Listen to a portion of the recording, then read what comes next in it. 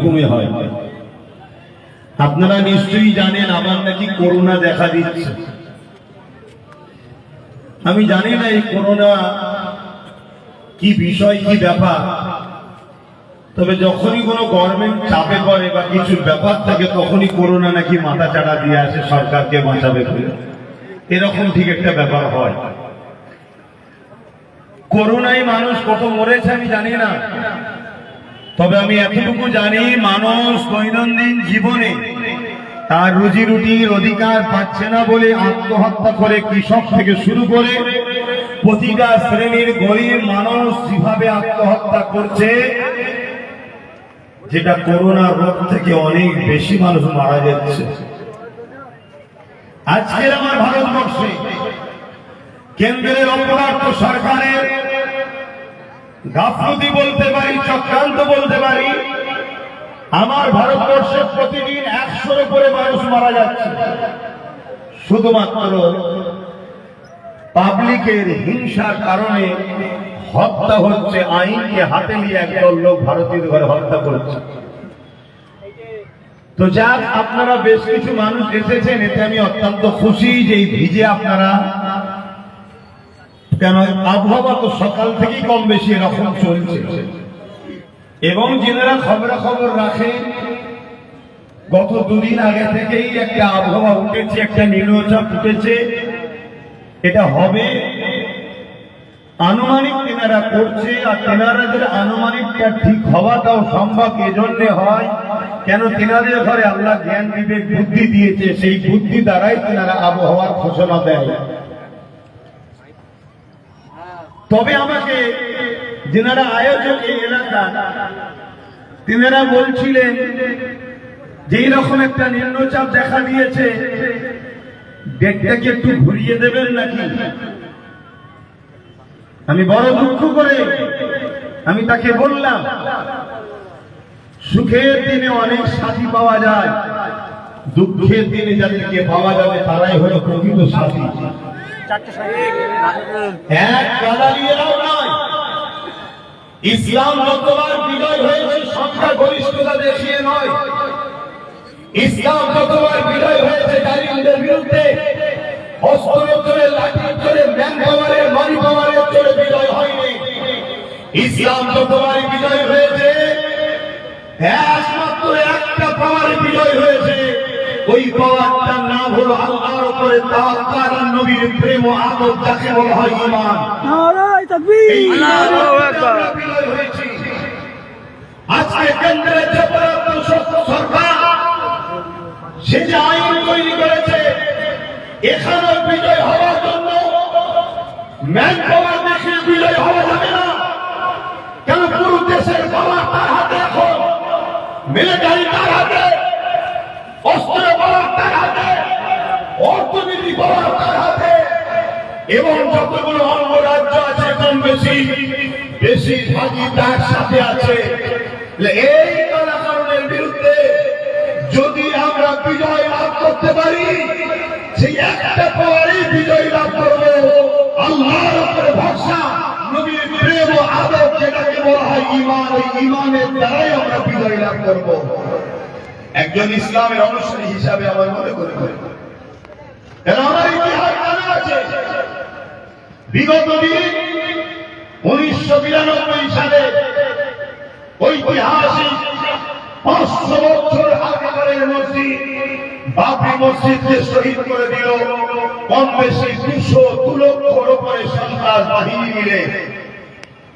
সেই সন্ত্রাস বাহিনীরা ভারতবর্ষের একটা ঐতিহ্য, ভারতবর্ষের প্রাচীন একটা স্মৃতি বাবরি মসজিদ, হাজার মুসলমানদের ধর্মীয় স্থান হতে পারে, কিন্তু এটা ভারতের একটা ঐতিহ্য, 1500 বছরের একটা স্মৃতি, সেটাকে শহীদ করে দিল। সেটা নিয়ে আন্দোলন ঘুরতে শুরু হতে লাগলো, কোর্টে বেশ বিচার শুরু হলো, একটার পর কোর্ট, আরেকটা কোর্ট, সুপ্রিম কোর্টে বিচার চলে গেল। আস্তে আস্তে আমাদের আন্দোলন ঠান্ডা ঘরে চলে গেল। ডেটের পর ডেট, ডেটের পর ডেট, ডেটের পর যেতে যেতে একটা দিন পুরো ভারতবর্ষের সাধারণ মুসলমান তারা আন্দোলনকে ভুলে গেল, বাবরির কথা ভুলে গেল। শুধু 6 ডিসেম্বর এলে কারা দিবস পালন করে, তাও নিজে ছোট ছোট করে। সুপ্রিম কোর্ট ঠিক টাইমে ঠিক তাই সময়ে সুপ্রিম কোর্টকে সম্মান দেওয়া এটা আমার দায়িত্ব, সুপ্রিম কোর্টকে আস্থা রাখা এটা আমার দায়িত্ব। কিন্তু সুপ্রিম কোর্টের বিচারও যেনারা হয়, তেনারা তো মানুষই, তেনাদেরও জীবন জীবিকা রুজি পরিবার সন্তান আছে।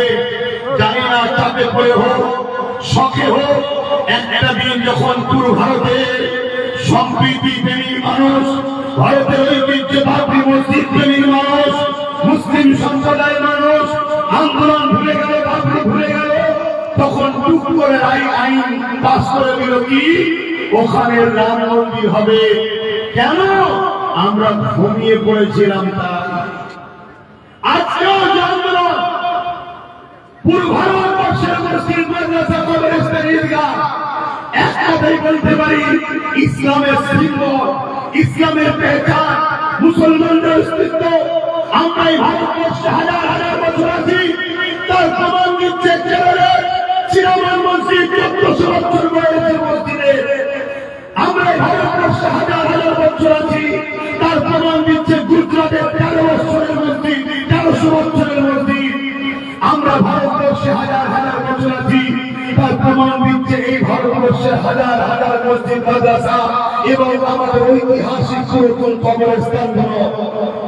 এগুলোর মূল লক্ষ্য কি? এগুলোর মূল লক্ষ্য হলো মুসলমানদের ঘরে ভারতের নাগরিকত্ব কেড়ে নেওয়া, মুসলমানদের ঘরে কি ভোটার করা, মুসলমানদের ঘরে এই জায়গায় বিজেপি গেলে আগে মুসলমানদের হাজার হাজার বছরের প্রাচীন ঐতিহ্য স্মৃতি যেটা প্রমাণ দিচ্ছে মুসলমান স্বাধীনতার পরে বাংলাদেশ ভারত থেকে আসে না, মুসলমানের দেশে হাজার হাজার বছর ছিল, তার প্রমাণ দিচ্ছে যে ওই চিরামান মসজিদ, ওই গুজরাটের মসজিদ, ওই আমার এলাকার 500 বছরের, আপনার এলাকার 300 বছরের স্থায়ী মসজিদ প্রমাণ দিচ্ছে এই বসিরহাটে 300 বছর ধরে মুসলমান আছি, মসজিদকে প্রমাণ দিচ্ছে। অতএব তোমার গ্রামের নতুন মসজিদ এখন টার্গেট নয়, টার্গেট হলো স্থায়ী মসজিদ চাইয়ে, টার্গেট হলো ওই যে মালদার ঐতিহাসিক মসজিদ থেকে নিয়ে এগুলোকে মুছে দিতে পারলে তবেই তো বলা যাবে তোমরা অন্য দেশ থেকে এসেছো, এদেশে আছো, খাটো, খাও, কিন্তু তোমরা ভোটার অধিকার পাবে না। এই যে আমাদের অধিকারকে কেড়ে নেওয়ার যে ষড়যন্ত্র, কিন্তু বড় দুঃখের সাথে বলতে হয় আজকে বহুত মানুষ আপনারা এসেছেন যেমন সাধুবাদ জানাচ্ছি, কিন্তু আমি ওই সকল ব্যক্তিকে বলতে চাই যারা এসেছে কিন্তু পানিতে ভিজার ভয়ে ছায়াতে দাঁড়িয়ে আছে। কাল যদি আপনাকে বলা হয় একটা সাইকেল রেস হবে, জিততে পারলে 1000 টাকা পুরস্কার আছে, 500 টাকা 10 লাখ টাকা পুরস্কার আছে, তখন কি আপনি গা বাঁচিয়ে থাকবেন? আমি আপনাকে জাগাতে এসেছি, ওয়াকাব নিয়ে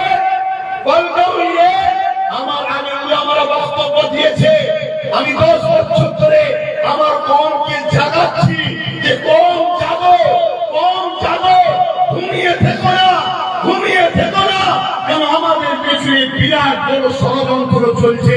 সেই ষড়যন্ত্রের মূল কথা হলো দুটো, ভারতে ইসলাম রাখবো না, আর ভারতে মুসলমানরা যদি থাকে ইসলাম ছাড়া থাকতে হবে। আপনারা কি থাকতে রাজি আছেন ইসলাম ছাড়া? আপনারা তো সেদিকে নিয়ে চলে গেছেন, আপনাদের তো সে জায়গায় পৌঁছে দেওয়া হয়েছে। 14 দিন 15 দিন ধরে রড বন্ধ করে গান বাজানো হয়, সেখানে সমস্যাকে আপত্তি করে না। আপনার 5 মিনিটের আজানের বিরুদ্ধে অনেক বড় সেলিব্রিটিরা নানা রকম বিবৃতি দেয় না, দেয় না। আপনি তো সেদিকে চলে গেছে। সব থেকে বেশি গরুর গোশত এই ভারতবর্ষ থেকে বিদেশে সাপ্লাই হচ্ছে, সেখানে বড় বড় কোম্পানি আছে, যে কোম্পানির মালিক সব অমুসলিম, সেখানে গোহত্যা হলে সেখানে সমস্যা হয় না। মুসলমান তোমার ঘরে গরুর গোশত আছে কিনা পরের কথা, তোমাকে গোহত্যার নামে গোভক্তরা বারবার হত্যা করছে এই ভারতে। তুমি কি বুঝতে পারছো না? আজকে তুমি চতুর্দিকে তাকিয়ে দেখো, তোমার বাড়াই পেলেতে তোমার মসজিদের মধ্যে ঢুকে তোমার মসজিদের ইমামের জায়গায় প্রস্তাব করা হচ্ছে, তাকে পরের দিন জামিন করে ছেড়ে দেওয়া হচ্ছে। তুমি কি এখনো বুঝতে পারছো না তোমার ভারতবর্ষে এই বন্যা আকাইপুরে রেল স্টেশনে দুটো মুসলিম ভারতের কি বলে পাকিস্তানের পতাকা বেঁধে মুসলমানদের ঘরে ভাষাবার চক্রান্ত করেছিল, হাতে নাতে ধরা পড়লো, তাদেরকে পরের দিন জামিন হয়ে গেল, তাদেরকে আবার কেন্দ্রীয় সরকারের লোকেরা ফুলের মালা দিয়ে স্লোগান দিতে দিতে তাদেরকে নিয়ে আসা হচ্ছে। তুমি কি বুঝতে পারছো না যে তোমাদের বিরুদ্ধে যারাই ষড়যন্ত্র করবে তাদেরকে এই দেশে পুরস্কৃত করা হবে, যারা তোমাদের পক্ষে দাঁড়াবে তাদেরকে এই দেশে বিভিন্ন মিথ্যা কেসে ভরে দেওয়া হবে, আর যারা তোমাদেরকে হত্যা করবে তাদেরকে রাজস্থানের মতো জায়গায় যে আফরাজুলকে হত্যা করেছিল তাকে এমএলএ টিকিট দেওয়া হয়েছিল। তোমরা কি বুঝতে পারছো না? আমরা তো এই 10 বছর ধরে জানাচ্ছি, বড় দুঃখের সাথে বলছি আমার কম, তুমি যদি বাঁচতে নাও চাও, তোমার এই ছোট্ট ফুটফুটে বাচ্চা ছেলেটা বাচ্চা মেয়েটা কি অপরাধ করেছে তোমার ঘরে জন্ম নিয়ে, তুমি তার কথা একটু ভাববে না? তার ভবিষ্যৎটা কি ভাববে না? সে আগামী দিন স্কুলে যাবে, মুসলমান হওয়ার কারণে রেপ হবে, যারা রেপ করবে কাশ্মীরে যেমন আসিমাকে যারা করেছিল তাদেরকে ফুলের মালা দিয়ে তাদের জন্য মিছিল বেরিয়েছিল, তুমি মুসলমান হওয়ার জন্য তোমার ঘরের বেটিটাকে রেপ করবে, আর তাকে যারা রেপ করবে তাকে আগামী দিন সিংহাসনে বসাবার জন্য জনগণ তার পেছনে দাঁড়াবে। কবে বুঝবে আমার তো? এই পানি দেখলে হবে না, ঝড় দেখলে হবে না, তুফান দেখলে হবে না, রড দেখলে হবে না, শীত দেখলে হবে না, পুলিশের গুলি দেখলে হবে না, কামান দেখলে হবে না, কোন সরকার বলবে যে আমি বিরোধী হয়ে যাবো ওটা দেখলে হবে না, তোমাকে দেখতে হবে তোমার সৃষ্টিকর্তা যাতে রাজি, তোমাকে সেই পথে চলা দরকার, তোমাকে দেখতে হবে তোমার দেশকে বাঁচানোর কোন রাস্তায় সেই পথে তোমাকে চলতে হবে, তোমাকে দেখতে হবে তোমার পরিবার সন্তানরা কি করে নিরাপদে থাকবে সেই রাস্তায় তোমাকে চলতে হবে। এটা চলতে গিয়ে যদি কেন্দ্রীয় সরকার তোমার বিরুদ্ধে যুদ্ধের ঘোষণা দেয়, ওই যুদ্ধটাও তোমাকে অ্যাকসেপ্ট করতে হবে। রাজ্য সরকার যদি বলে তোমার দুশ্মন হয়ে গেছি, তার বিরুদ্ধে তোমাকে তৈরি হতে হবে। এটাই হবে তোমার প্রকৃত মানবতা, এটাই হবে তোমার প্রকৃত মনুষ্যত্ব, এটাই হবে তোমার প্রকৃত মনুষ্যত্ব। যদি এটা তোমার মধ্যে না থাকে তুমি একটা মরা, তুমি বেঁচে থেকে কোনো লাভ নেই। তোমার মতো সমাজে কে প্রকম্প থেকে আমার কমের কি ক্ষতি হচ্ছে শোনো।